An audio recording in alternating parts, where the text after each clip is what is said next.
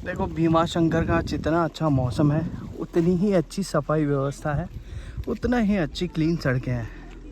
और यहाँ पे एक एक कचरे को इस तरह से ढूंढ के संग्रहित किया जाता है और हर एक बॉटल, हर एक प्लास्टिक चीज़ को यहाँ पे कलेक्ट किया जाता है। इसीलिए आपको भीमा शंकर इतना क्लीन और इतना सुंदर दिखता है। ये देखिए, यहाँ पे जितनी भी बॉटल्स हैं उनको बांध लिया गया है। बहुत ही अच्छी व्यवस्था।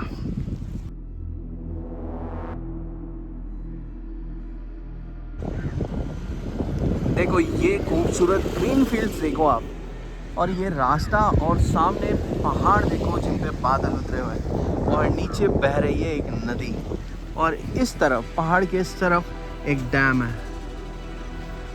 ये देखो यार, क्या ही खूबसूरत नज़ारा है, वाह गजब।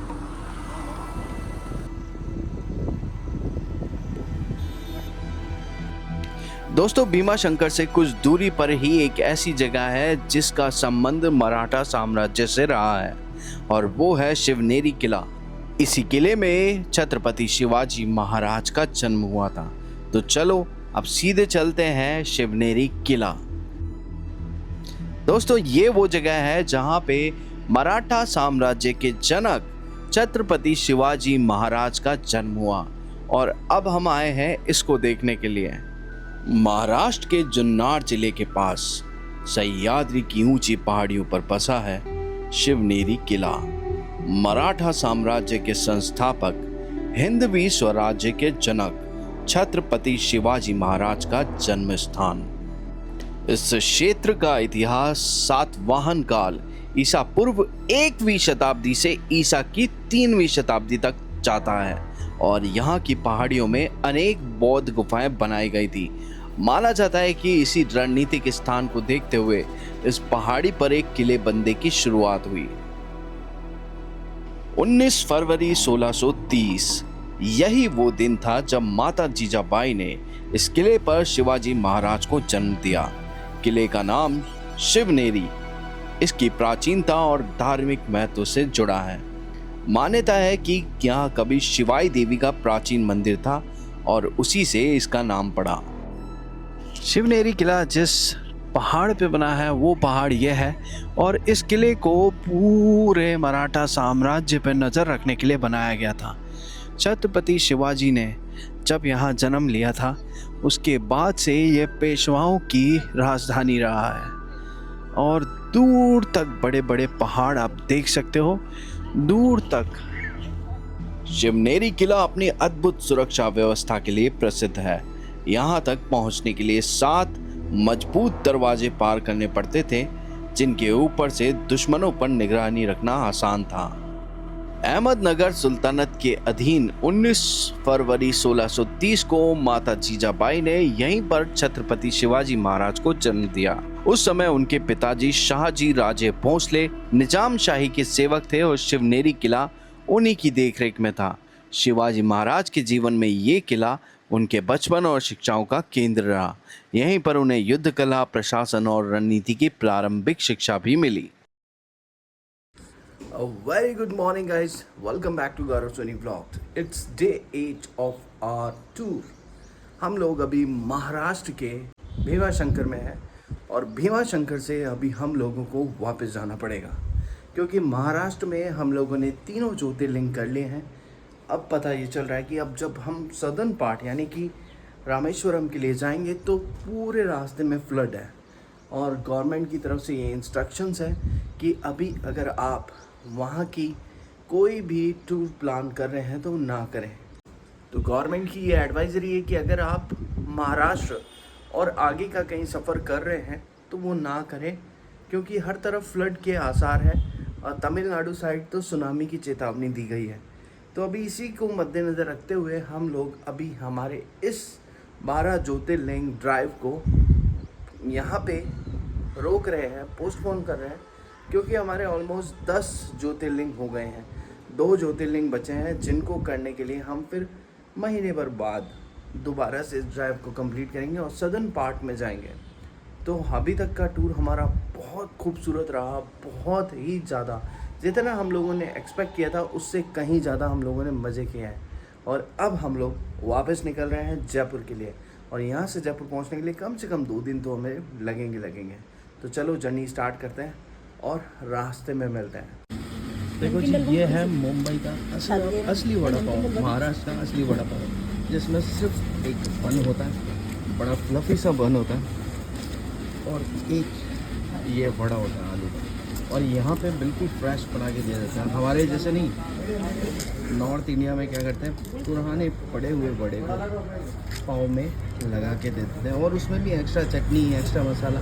यहाँ पे ऐसा कुछ नहीं है, एक मिर्ची दी जाती है जो कि बहुत तीखी होती है, ये बन होता है, और ये वड़ा, ये है असली महाराष्ट्र का वड़ा पाव। गाइस, हम लोग जयपुर की तरफ बढ़ रहे हैं और रास्ते में इतनी ज़्यादा खेती दिखी है मुझे, और सबसे ज़्यादा ना गन्ना यहाँ पे उगाया जाता है। गन्ना उगाने में मेजर रोल महाराष्ट्र का है, और महाराष्ट्र में भी नासिक के गन्ने वर्ल्ड फेमस है, क्योंकि सबसे ज़्यादा जूसी गन्ने बताया जाता है नासिक के होते हैं, और बड़े, ऐसा नहीं है कि साइज में बड़े होते हो, साइज में भी छोटे होते हैं, और बहुत ही खूबसूरत यहाँ पे कृषि हो रखी है गन्ने की। रोड साइड पे गन्ने की खेती हो रखी है, और पूरा ये तो बहुत छोटा सा हिस्सा मैं आपको दिखा रहा हूँ, क्योंकि रास्ते में रुकने की कहीं जगह नहीं थी। अभी मैंने साइड में रोकी है गाड़ी, और हर तरफ सिर्फ गन्ना दिखाई दे रहा है, और यहाँ पे कटाई चल रही है गन्ने की, जो कि शुगर मिल में भेजे जाएंगे। और बड़ा खूबसूरत रास्ता है, पूरे रास्ते में गोदावरी नदी बहती हुई दिखाई दी हमें, जो कि फुल आवेश में बह रही थी, और इसी के साथ साथ ये पूरा रास्ता गन्ने के खेतों से और अंगूर की खेती से भरा हुआ है। महाराष्ट्र के इस सफ़र में अभी हम लोग जा रहे हैं महाराष्ट्र से मध्य प्रदेश फिर राजस्थान। जैसे ही नासिक क्रॉस करते हैं, ये अजीबोगरीब और हैरत अंगेज पहाड़ियाँ हमारा ध्यान तो खींच रही है, और मैं बिल्कुल भी खुद को रोक नहीं पाया इनको कैप्चर करने से। बड़ा ही मैस्मराइजिंग व्यू होता है। अगर आप यहाँ पर आएंगे तो मानसून के वक्त आइए। अब हम लोगों ने नेशनल हाईवे पकड़ लिया है, जो कि हमें हमारी मंजिल यानी कि जयपुर तक लेकर जाएगा।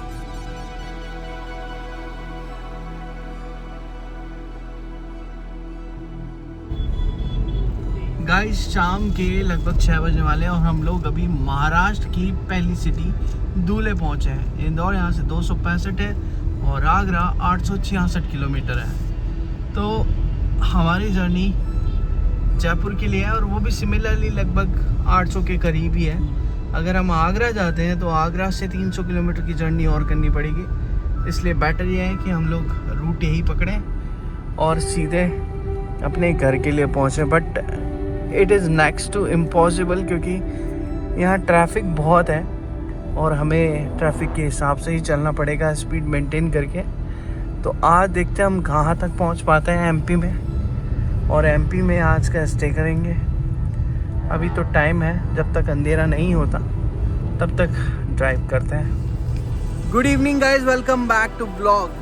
आज की हमारी जर्नी चालू हुई भीमाशंकर से, और अब हम एग्जैक्ट उस जगह पे हैं जिसके बारे में आप लोगों को जानना चाहिए। बेसिकली इस जगह का नाम है बोर घाट, और ये जहाँ मैं खड़ा हूँ एग्जैक्ट ये बोर्ड जो आप देख रहे हो, ये महाराष्ट्र और मध्य प्रदेश की सीमा है एग्जैक्ट। यहाँ से बोर्ड के इस तरफ, यहाँ से मध्य प्रदेश लग जाता है, और बोर्ड के उस तरफ वहाँ पर महाराष्ट्र लगता है। महाराष्ट्र का पहला विलेज पलासनेर आता है, और इसके बाद यहाँ पे एमपी का पहला विलेज आता है।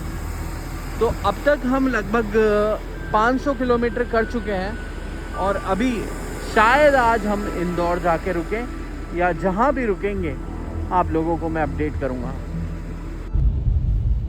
जब भी आप कोई घाट पे चढ़ रहे होते हैं, आपको ऐसे लगता होगा ये ट्रक्स इतने स्लो क्यों चल रहे हैं। आप समझिए, इन घाटों पे जब ट्रक्स चढ़ते हैं तो इनकी स्पीड बहुत स्लो हो जाती है, क्योंकि ऑलरेडी इनमें टन्स ऑफ वजन होता है, पहले ट्रक का, फिर ओवरलोडिंग माल का। उसके बाद जब ये चढ़ाई करते हैं तो इनकी सांस फूलना लाजमी है, मगर बहुत सारे व्हीकल्स, छोटे व्हीकल्स इनको जगह नहीं देते और निकल जाते हैं। तो हमेशा जब भी आप ऐसे किसी ट्रक के दाएं बाएं चल रहे हो तो ध्यान रखना, उतरते वक्त किसी भी ट्रक के ब्रेक को लगाने की भी कोशिश करेंगे अगर, तो ब्रेक लगेंगे ही नहीं। एमपी में एंट्री करते ही वापस से बारिश मिल गई है हमें। महाराष्ट्र में जब हम लोग एग्जिट हुए तब तक तो बारिश नहीं थी। इंदौर यहाँ से 161 है और अच्छी खासी बारिश हो रही है। घाट उतर रहे हैं हम लोग बेसिकली अभी, और घाट पे आपको अपनी स्पीड मेंटेन करके चलना पड़ता है। इस जगह का नाम है सेंधवा।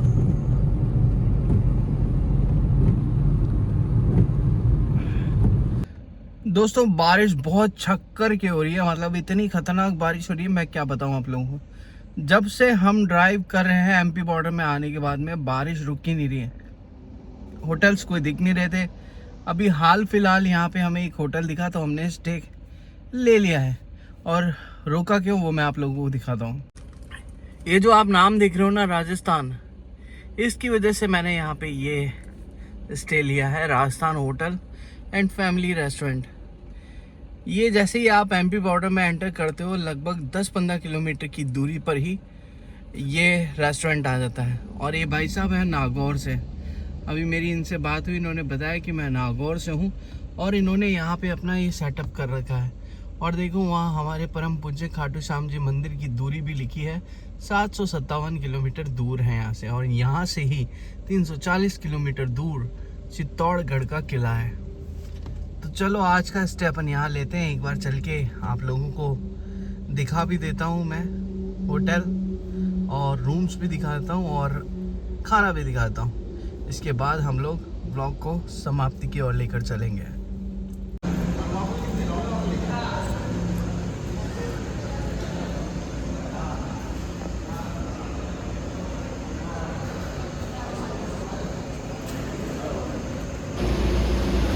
देखो जी गाइस, ये है ये रेस्टोरेंट जहाँ पर हम लोग अभी रुके हैं। सामने फैमिली बैठी है, खाना खा रही है। और देखो अंदर घुसने के बाद भी आपको यहाँ पे जितने भी आसपास के मंदिर हैं या गढ़ हैं, किला जैसे बोलते हैं, उनकी दूरी भी लिखी हुई है। जैसे सामने देखो महेश्वर किला है, आपको दूरी लिखी हुई दिख रही होगी, 65 किलोमीटर दूर है। यहीं से मांडव किला है 76 किलोमीटर दूर, और नांगलवाड़ी मंदिर 22 किलोमीटर, महाकाल मंदिर 185 किलोमीटर, और आसपास का एम्बियंस भी अच्छा है। इसी में जस्ट ऊपर की तरफ आप अगर आप देखोगे, अगर रात को आप आ रहे हो, आपको स्टे चाहिए तो बहुत उचित दरों पे आपको स्टे भी मिल जाएगा। दोस्तों ये था हमारा आज का दिन और ये था आज का व्लॉग। आप लोगों ने देखा, आप लोगों का प्यार मिल रहा है। आशा करते हैं कि यही प्यार हमें आगे भी मिलता रहेगा। चलिए सुबह मॉर्निंग में मिलते हैं, तब तक ले गुड नाइट, बाय बाय।